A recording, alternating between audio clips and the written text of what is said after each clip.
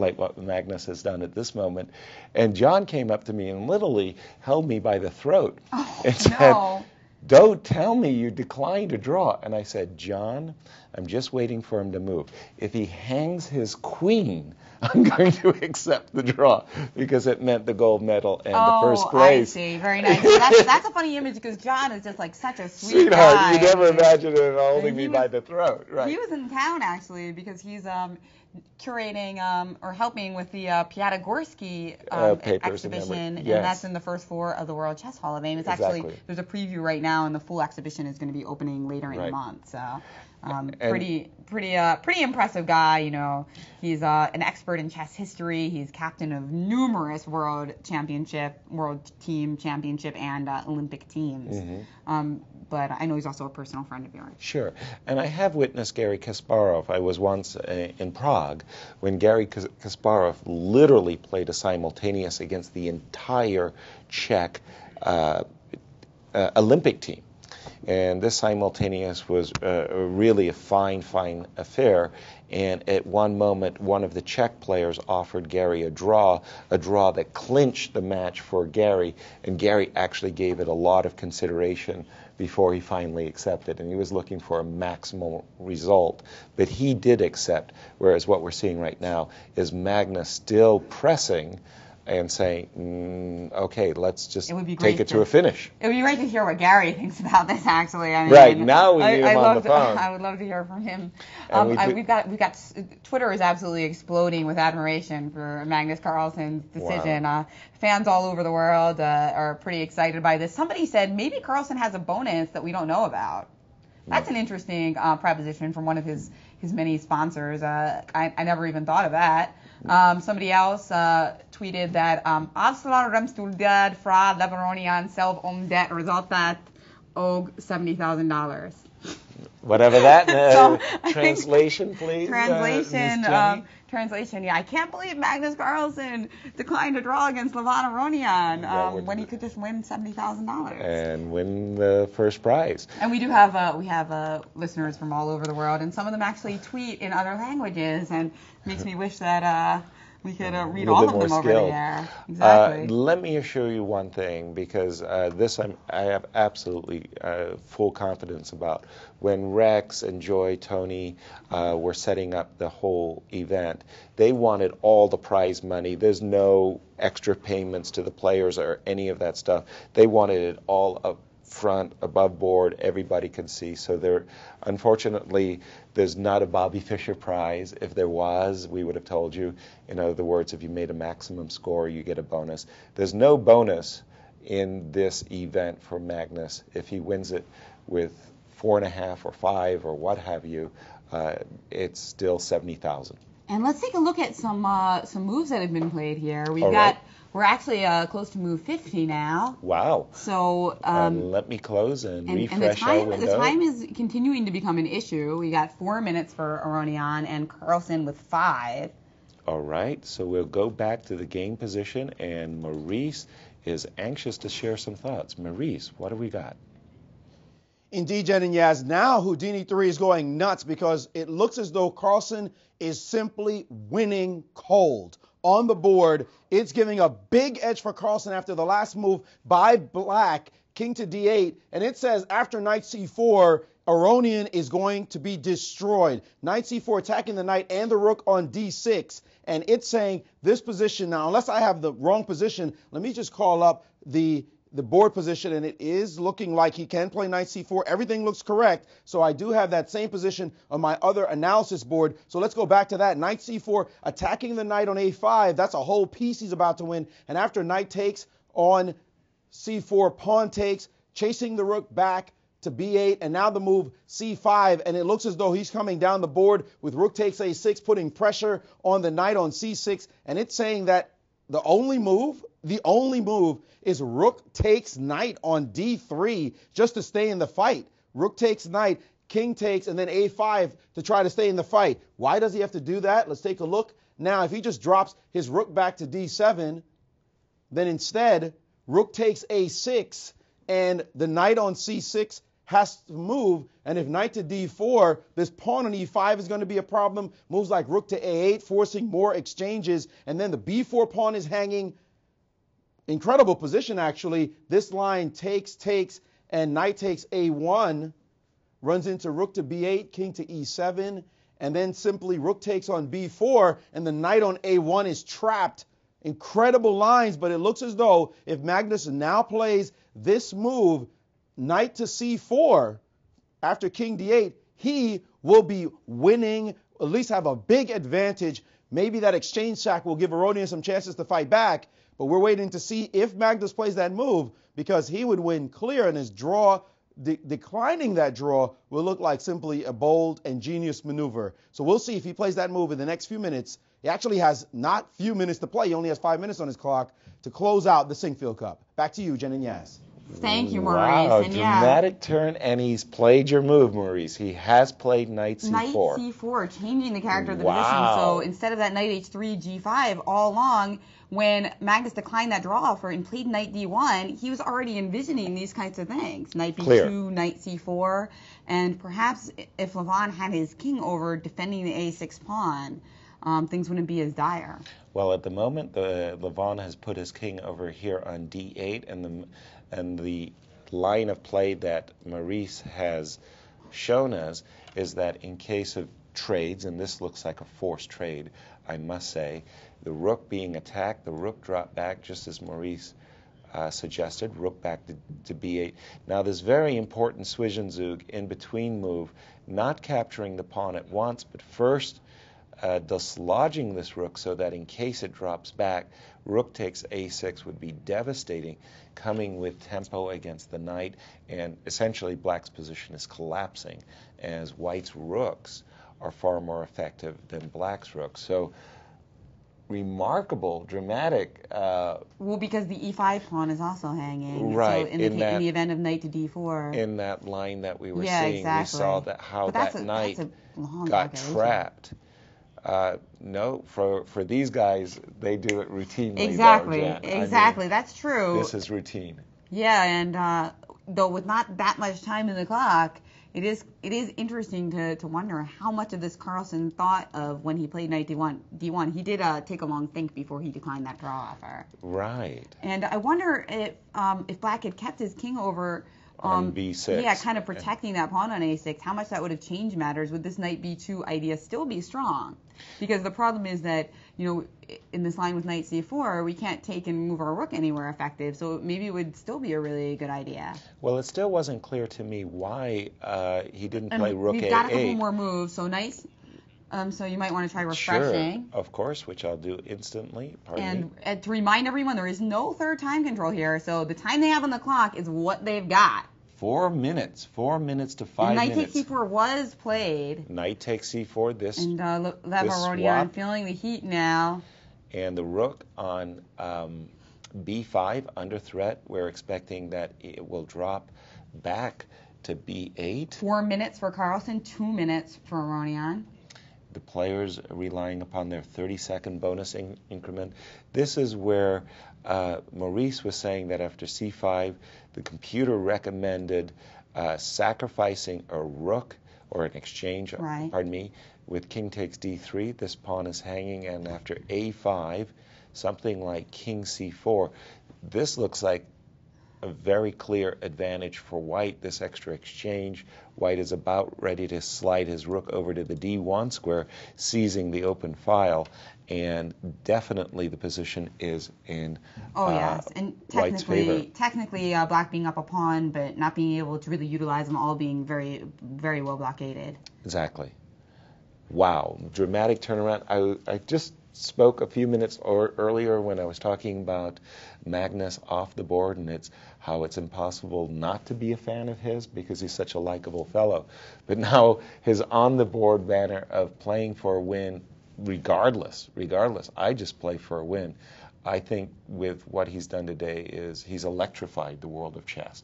This is a incredible decision, and as Maurice said, the likes of which he's never seen in his career. Well, history being made here in St. Louis in so many different ways. The strongest tournament in American history, and the last one before Magnus plays it on, and now this. Exactly. This incredible declining of a draw in a situation where a win yields the same prizes as a draw. Exactly. And I think the organizers, Rex, Tony, Joy, all the staff here, have to feel really, really proud in a sense, because this is an extraordinary compliment that Magnus is giving the organizers by saying, you know, you guys have made the tournament conditions here such a great tournament.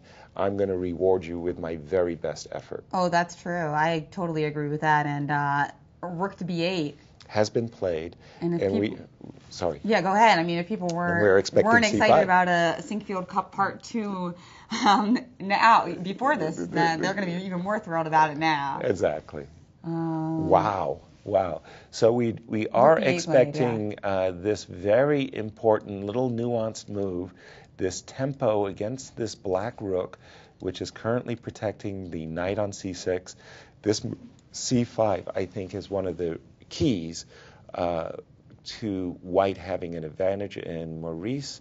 Am I right about that? That c5 is a key move at this moment. Yes, you're definitely right about that. C5 is a bone cruncher, and we should note Levon Aronian at 121, Magnus Carlsen at 4 minutes. So a lot to play for, a lot of complications still remaining, and Levon with only a minute and a half. He keeps getting those 30 seconds, but boy, 30 seconds don't seem like a lot when you're in this kind of position, under this kind of pressure from the world's best player. And C5, it looks like, has been played on the board, and Levon forced to think about it. You know he doesn't want to sacrifice an exchange and go into that situation where he's just getting squeezed, but what else to do? And you see him there with the clock ticking, his chin, he's thinking about what to do, and he did not take on d3, but this move, rook back to d7, it will be disastrous. This variation, the computer has already showed, is dead busted for him. After this move, rook to d7, which was just hard to realize just how bad it might get, rook takes on a6. That looks like that's all she wrote. There's hardly anything to do now. Rook takes d3 no longer works for anything because the a-pawn is gone. So the breach has definitely been made in the black position. And the only line we can look at now is this move, knight d4. And Levon has to hope. He got some little cheapos right here. But this sweet move, rook to a8, is going to be all she wrote. Yaz, this is incredible how this kid has broken through and shown his class. Amazing. I mean, no words. It's just simply amazing. Yeah, chess fans all over the world cheering here. We are running out of accolades, aren't we? Yeah, indeed. We're going to have to save some of them for the World Champions. Let's hope. Although I know many of our listeners are also rooting for Anand. Also has plenty of fans, but I'll tell you what, Magnus Carlsen has earned a lot more super fans now. I mean, people who were his fans before now are understanding what the hoopla is all about and why he gets such and we great do have respect. a couple more moves in. Oh, we do? It seems like we should probably refresh the board here. All right. Let me close my window and open it once more. Instead of that move, knight d4, which looked so natural but failed because the knight was getting trapped in the corner in that tactical variation, it looks like Aronian has played the move B. Is that I'm getting word that he played the move b3. After rook so he has played a6, rook takes a6, b3. Wild. So now there's a knight hanging on c6. Wild move. Oh my, I don't get this one bit. What am I missing? Oh, I see. There's a cheapo. Maurice mentioned cheapos. So after this, we're threatening rook b1. Right, and we're getting this is what Aronian is banking on, that he'll have. All right, well, let's go. It looks like we have even more moves occurring on the board. Okay. What has occurred, Jen? I'll follow you. After b3, what did white play? b3, rook takes c6 was played, and pawn takes c2 indeed. So trying to come up with those ideas like rook b1 to save the game, but instead of knight c1, why can't white just play something? Okay, so if we play rook c1, then there's rook b3. So that also saves that idea. So instead of rook c1... Well, rook c1, rook b3 is what you mentioned. Yeah. Oh. But even here, we can start nibbling on pawns, right? Maurice is getting himself all excited. He's saying after takes on c2, there's a funky move here. Knight takes e5?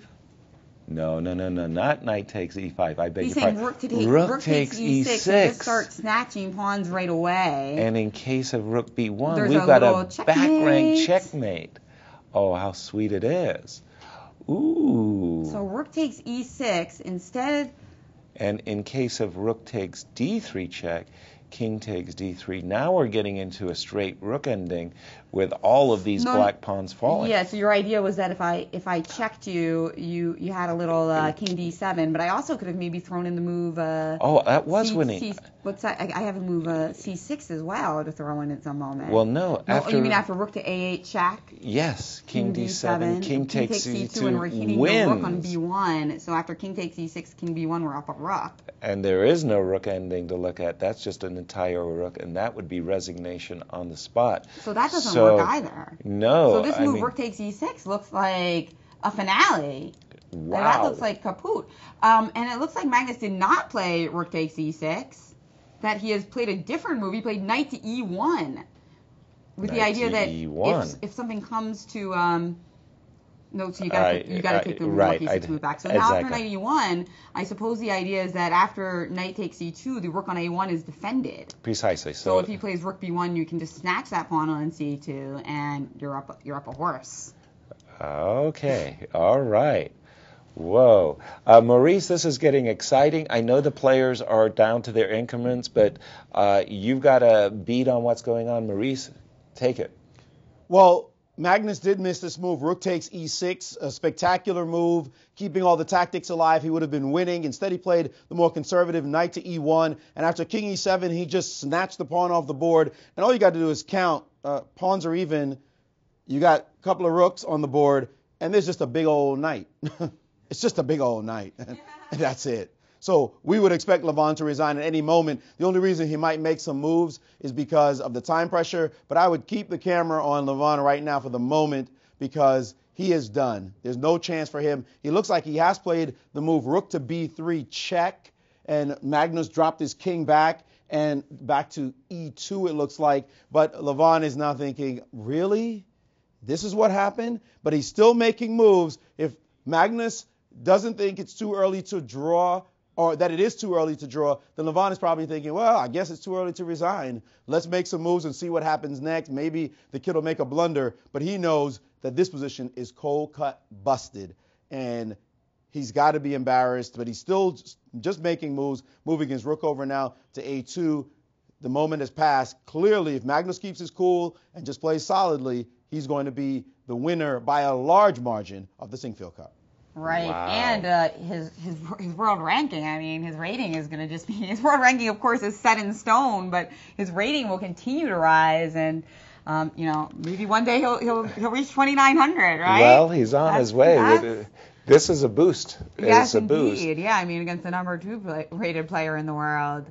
Fantastic, and he's playing, you saw that he was playing some moves pretty rapidly, so we are likely to see a result pretty soon. And I want to remind everyone that we are going to have Magnus Carlsen down here to talk about his victory, but we're also going to have a press conference 45 minutes after the result. And I believe we have a result. Oh, no, I beg your pardon. Not yet. I saw, pardon me, I got myself excited. But where did Levon go wrong? Because this knight b2, knight c4 idea looked pretty strong. Do you think shuttling that king over at the wrong moment? That was it. But even with the king on b7, knight c4 would probably be a pretty powerful idea. No, it wasn't not as much, Jen. I think, well, before we go back and say, and certainly Magnus will have some thoughts on that as well. Right. We won't go with the postmortem quite yet. But there is still an issue, this rook on c6. Well, no, it's also an entire knight, a whole piece, I should say. Yeah, that rook can be rescued sometime. At some point down rook the line. a6, knight b4. Ideas, no question. Even, maybe knight b4, knight d3 kind of deal going on.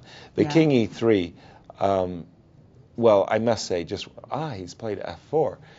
Even better. And it looks like Levon might be about to resign, but instead grabbing another score sheet as we have reached move 60. Move 60. We do have these moves. Let me refresh. So what's the time at the moment, Jen? It looks like we've got just under a minute for Levon, but of course this position not hard to make quick moves in. I mean, he's totally lost and, just trying to... Out of inertia he's playing, you think? Yeah, maybe just still kind of... Sometimes people keep playing even when they're lost because they're thinking about what went wrong, just kind of adjusting to the shock. Sure, So and there is a big shock. And there is a time situation, just 3 minutes for Carlsen, and as you pointed out, the rook on c6 not yet escaped, but Carlsen has just played the move f4 very confidently. Grandmaster Ashley, your thoughts on how long this game's going to go? Well, clearly Carlsen's winning, and the issue, though, is how do you win? Is it a win yet? Sometimes GMs resign. Well, often GMs resign. We're down a piece. The game's over. Ought to be over. Out of respect, we resign. My students always say, well, what are you resigning for?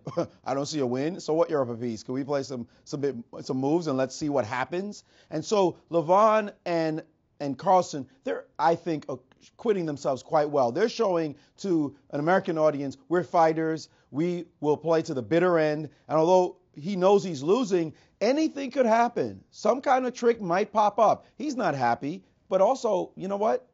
He's in the same situation anyway. Nothing changes for Levon. He went for it. So if he loses by resigning or by playing some moves, show me.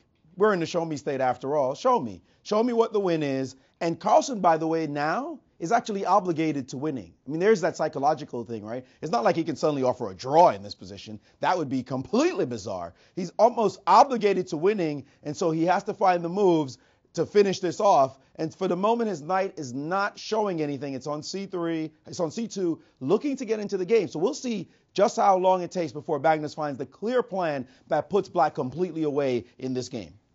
Maurice, thank you. I think I found it. I see a checkmating plan for white. It begins with the move f4, f5, so that after my intention is that after g takes f5, e takes f5, king takes f5, rook f1 check. If you move your king to g4, I want to take this pawn on e6. If you take my knight, I want to check you from behind, and I've driven you to the old classical double rook checkmate. That would be a sweet finish to the Sinquefield Cup, wouldn't it? Wouldn't it? Yeah. So I think this move f4, f5 closes the deal and puts the finishing touch, and a beautiful finishing touch, on the Sinquefield Cup. I think that does it. Amazing what Magnus Carlsen did here with a bad opening. We will be talking about historic events and historic moments. Kids are going to ask us in the future, what was it like when Magnus declined an offer of a draw? Oh, God, and what great, a lot of this video is going to be archived, so what a great little classroom lesson, right? Right. Just take this down. Sadly, I think sadly, we didn't see that particular finish. Instead, Magnus has spotted a different checkmating idea. He's captured this pawn on e5. And now he's maneuvering his knight over, so he played knight to e1. Now he played knight e1, protecting this knight, protecting this pawn on g2, and is aspiring for knight f3 check, a different approach from the one I just showed, but probably very effective. E6 is going to be a goner. Right. And there could be a rook coming to f1 as well to join the party, and also it's kind of shifting his forces over to the king side where black will be totally overwhelmed. Exactly. I must say I did like that f4, f5. Oh, that was pretty. Yeah, it was a pretty finish, wasn't it? And we have another move, rook a3 check. Rook a3 check, okay. And Maurice, thoughts on how this is going to end? Well, I liked your move as well, Yaz. I think that Carlsen is saying, my knight is free now. It's in the game. This is the only question he needed to answer. Once the knight enters the game, it's over. I'm not sure the mate was forced, but he's very clear on the fact, once my knight starts working, I'm going to show you what an extra piece does. And he's very confident now. He can play these moves in his sleep. He can lean back and just blitz out the rest. No tricks possible even for black Where is the trick? I mean, it's just not even here. No way in the world Levon survives this, and he's looking around desperately for some kind of something, but it's just not here anymore. Two rooks, too linear, too obvious, and too dead is Levon Aronian right now. Terrific fight, though, but it's all over. Unbelievable fight. Unbelievable. Throughout the tournament. Throughout the tournament. And it looks like he's played rook to d2 check. You've called these before in your broadcast spike checks. Spike checks. Now this makes the move knight f3 actually a fork threat. Mm-hmm. And expecting Magnus to drop back with his king. By the way, that would cover all the threats. And now a new threat. Does look like king g1 was played? A new threat has appeared. Rook takes c7 as well as knight f3 check. This is over at this moment. That's right. I mean. Let me make sure that I don't know if it was king f1. He played king f1 rather. Okay. So he played king f1 and. Staying cozy with the knight, by the way. Over and g2 protection. Protected, so rook a2 just leads to nothing. Right. There's so instead, it looks like Levon has just dropped his rook back to d7 to defend against both the knight f3 check threat and the rook takes c7 threat. Well, Magnus has it all here. I mean, and knight f3 check played anyway. Absolutely. That's cold-blooded. Because I mean, king takes e4 is going to lose the e6 pawn. Correct. And then more pawns are gonna fall. More ponies. More ponies?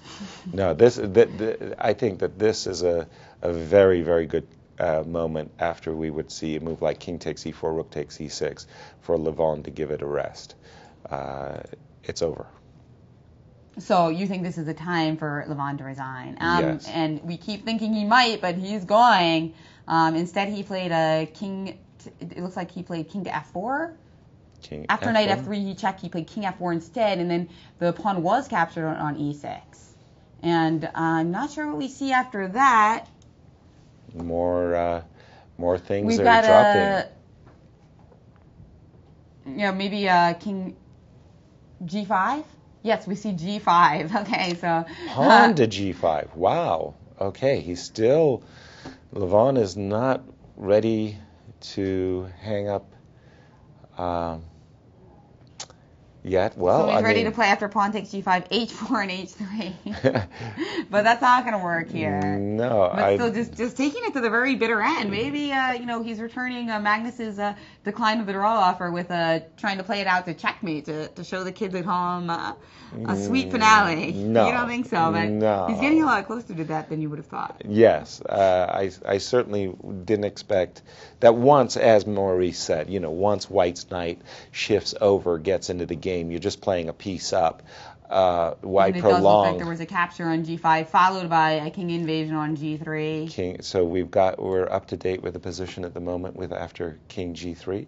So just playing along, trying to play h4 and h3. If only he had another knight. Wow, I'm surprised that Levon is playing it on this long, but okay. I mean, that certainly is prerogative.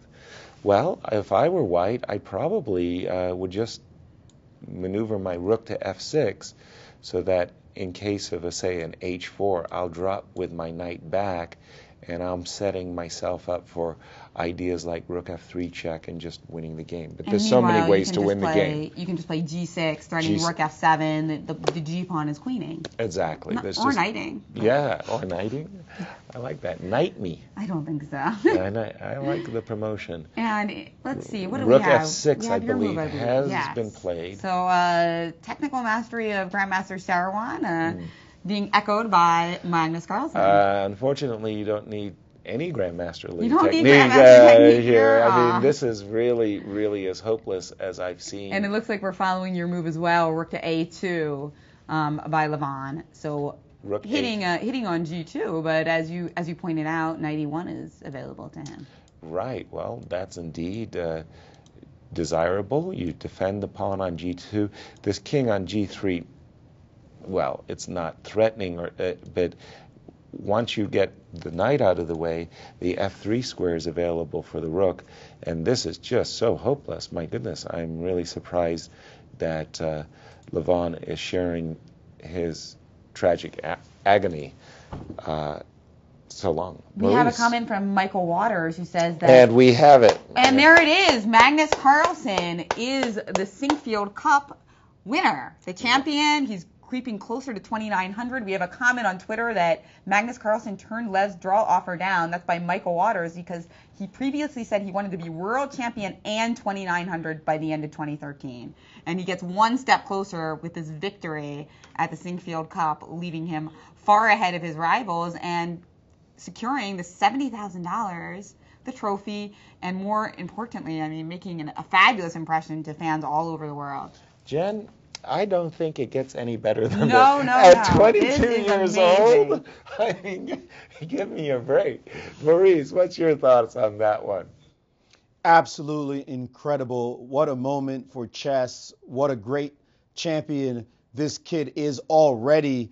And he really sent a signal to the rest of the world what kind of fighter he is. We already knew he was a tremendous fighter, but I don't think this situation has ever occurred to him, and he willingly embraced it. He's turned down a draw when really this victory, it actually did nothing else. Maybe the rating points, as you mentioned, Jen, did nothing else to secure his place in this tournament. He won the game or drew the game. It was the exact same thing, but he chose to risk it all to play on in this position and instead of taking the draw, go about his business and win. And he's acting now like, yeah, I was always at the beach. It was just the way I do. Incredible moment for chess history, really historic proportions to see something like this happen. I'm thrilled to have been a part of it, and I can't wait to interview him and talk about this moment for him and see what his thoughts are. Just astonishing, really. And there's some people who actually criticized him when he said, you should keep playing. I've heard a comment saying that he was just saying that it's bogus. He's just really trying to speak to Anand about this kind of situation might occur, and I'm trying to intimidate you. What do you say now? I mean, this guy is the real deal. A hero, absolutely, and it's great because everyone watching this, especially our American audience who tuning in because it's a Sinquefield Cup, are just going to be more, not just fans of Carlsen, but they might be bigger fans of chess after this. Without question. Put more passion and energy into the game because of this inspiring performance. I also like the way somebody came up with the moniker Carl Zen. That's a really good one. I never heard that before. But he does look very zen while he's playing. Totally relaxed, no stress here, and a very deserving champion of the Sinquefield Cup. Exactly, and as we get set up with the mics for our in-studio guests, again, I'll just say what a thrill, what a pleasure it is always to be with you, Jen. To everybody on our film crew, studio, sound, fantastic video, to the organizers, and most especially to the fans. Thank you. You've all been terrific. And by the way, if you do see Hikaru in the street, do give him a cheer. It's very, very meaningful. And we'll switch now to Maurice and Levon Aronian. Thanks, Yaz. With Levon Aronian, who put up a terrific fight in the final game, but came up short in clear third place. Levon, welcome to the show. Thanks. This was a really difficult game for you. It seemed you needed, of course, a win in order to have any chances, and you put up an amazing fight. Where did it go wrong? Well, I had a big advantage, and I played like an idiot. I mean, I don't need to play knight b7. I just can play knight b5, knight to c3, add a knight to d4. Should be technically winning, but then I just played all the wrong ideas, all the wrong moves, because I just felt that I have to win immediately, which was really silly. Just put the knight on c3, knight on d4, and I don't know. I don't think it's defendable for white. We had noticed this idea ourselves, and we're a bit surprised you took an a5. Why did you say you had to win immediately? What was the feeling going on when you were playing? I just blundered knight e1, because I felt that I just take, and then rook a1, rook b4, and knight e1 came as a shocker, and then I started playing ridiculous moves. I mean, I should be better anyway, but it's already, once after f3, is very solid. And of course, I mean, losing that position is just embarrassing. Were you shocked when he played the move, when you offered the draw and he declined it? Was that a surprise for you? Not really, because, I mean, it's clear that this is the white who's playing already. So, but he would have won 70 grand cold just saying yes to a draw offer, and there is a chance he might blunder after all. Why did he play on? Yeah, but we're not really playing for money here. We're playing for, we're playing chess because you have to be objective.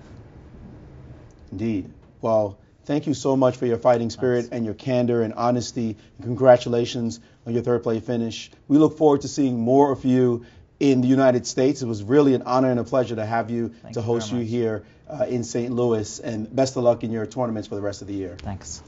Number 2 in the world, Levon Aronian, third place finish at the Sinquefield Cup. Back to you, Jen and Yaz. Well, thank you, Maurice. And I must say once again that I find Levon to be, just a wonderful man, a breath of fresh air, if you will, in the chess world. Very open, very approachable, an enjoyable interview at all times, and somebody I just like sharing meals with. I mean, it's nice to have him as a conversationalist. Indeed, very, very much so. The final position, I hadn't noticed that the knight, in fact, had gone to the square e5, and as we get mic'd up with our tournament winner, I think the idea that this knight coming to e5 had in mind was that after rook d2 check, king h4 check, king takes, the knight comes to fork rook and king, and that was ultimately why Levon recognized that his situation was hopeless. He knew that already, of course, but seeing this variation forced him to resign. Now, to remind everyone, we have a press conference in 45 minutes after our interview, and it's going to be really exciting. We're going to have a trophy ceremony, so you're going to want to catch that as well. But with no further ado, I just heard some like really ruckus applause. Big applause We upstairs. could hear it in the basement, people applauding all over the club, and certainly at Leicester's in the Hall of Fame for a very deserving champion, number 1 in the world, Magnus Carlsen, and the winner of the first Sinquefield Cup. He's with Maurice Ashley. Thanks, Jen. We are with the world number 1 player, Magnus Carlsen, after a scintillating victory here in the final round of the Sinquefield Cup. Magnus, first of all, congratulations. Thank you. Magnus, it looked like you were suffering through this game. I mean, you play this variation in the Ruy Lopez, and it looked like Black had taken over the position. Were you concerned at some point that you might lose somewhere in the early middle game, maybe around move 30? Yeah, absolutely. He completely outplayed me in the middle game, and I was really worried about my position because all I can do is wait. Fortunately, my position still has some inherent solidity, and that's what saved me. Indeed. There's a moment he took on a5. When he played knight takes a5, he could have maneuvered his knight to b5 and then to c3. Were you worried about that maneuver? Maybe another knight's dropping on the d4 square instead of taking on a5? Oh yeah, absolutely. I thought he'd move around, perhaps take the pawn later. I think perhaps he had overestimated this resource, rook d4. Maybe he'd missed my idea of knight d1, knight d3. And then my position is reasonably solid, and I think I should hold. Now, by then, when you're holding, everyone's thinking, okay, this is a draw. And then he offered you a draw, the cup, 70 grand, and you said no. Yeah. That was a stunning moment for us. Why did you say no at this moment when you could only play for less as opposed to the same thing if you just accepted a draw? Well, I thought he'd lost control by then completely, and I really didn't see the harm in continuing a little bit because I didn't see how he could possibly improve his position, while I have some little plans of probing both on the king side and on the queen side. Fortunately, he collapsed pretty easily there. But you had nothing to gain. I mean, this was a moment where you had absolutely nothing to gain, except, of course, the win, a few rating points. I mean, obviously, that is a plus. But you also could have potentially blundered. I don't think I've ever seen Yasser saying the same. A player have all that just being handed to him, and he says, you know what, I'll get it my way. Was that in your mind at all, that you really wanted to win the game as opposed to just draw? Well, part of the reason is I simply wanted to play chess here in this tournament, and I didn't have much of an opportunity to do that in the first part of the games. I mean, first part of this game, I was just defending, and I thought when I finally had an opportunity, when I finally had the better position, I needed to try and use that. You made a quote last year that we've shown in the broadcast that you don't believe draw offers should happen in games. We've seen this happen, of course, in tournaments where people take draws in 3 moves. Is this part of your philosophy of chess, that it should be a fighting game as opposed to all these draw offers we've seen in the past? Yeah, absolutely. I made some bad decisions of refusing draws in the past. In this tournament, when a draw was offered, in all cases the position was completely dead, so it wasn't a big deal. But it was a little bit of a gamble, but I thought I'm not risking too much anyway, and winning the last game would be so sweet. So. Indeed, absolutely. You have any thoughts on the organization of this tournament? Yeah, I'm very happy with everything. It's been a great week, and I hope to be back someday. Will you be back? Is that your intention, indeed? It all depends on the dates, but I'm really hoping to. Well, thanks so much. A final thought. This is your last game before the World Championship. What will you be doing between now and then? What should we expect as you go for the World Championship title? Well, I'll be fine-tuning my game a bit, obviously working on openings and such. But I feel that I'm playing relatively good, at least. So I don't have too many worries there. Well, thanks so much for your play here, for your fighting spirit, and congratulations on being the champion of the inaugural Sinquefield Cup. Thank you. World number 1, Magnus Carlsen, cementing his legacy so far and trying to do so as maybe world champion in Chennai. We'll be following him, as should you. Back to you, Jen and Yas.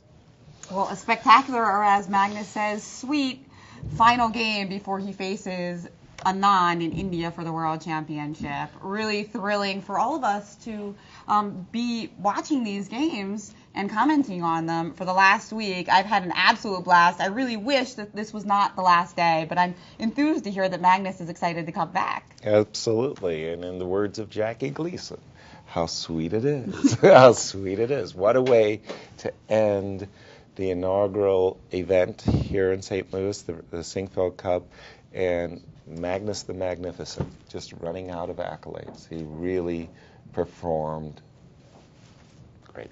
Yes, in 45 minutes, we're going to have our press conference. All right. So that's about 10 minutes after 5. Okay. I urge you to log on a little early so you make sure that you can catch the interviews with Magnus, and the other players will be there. There will be a trophy ceremony. You're not going to want to miss that, and more insights into this fantastic inaugural edition. And we have one final word from Grandmaster Maurice Ashley. Jen, it's been an absolute pleasure to be a part of this broadcast team.